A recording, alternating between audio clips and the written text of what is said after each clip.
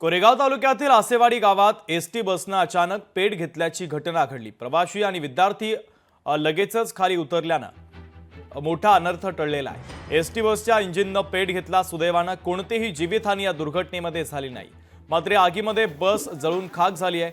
आसेवाडी आणि चिलवाडी ग्रामस्थ तसंच सामाजिक कार्यकर्त्यांनी एकत्र येत आग विझवण्याचा प्रयत्न केला। आग विझवण्यामध्ये आता यश आले, मात्र बसचं यामध्ये मोठं नुकसान झालेलं आहे। प्रवासी वेळीच खाली उतरल्यानं मोठा अनर्थ टळलेला आहे। पेट घेतलेली बसही आपण पाहतोय।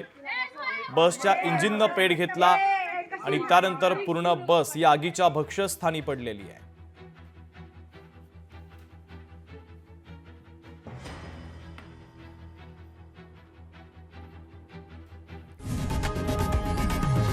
लोकशाही मराठी ऐका, पहा, जागरूक रहा।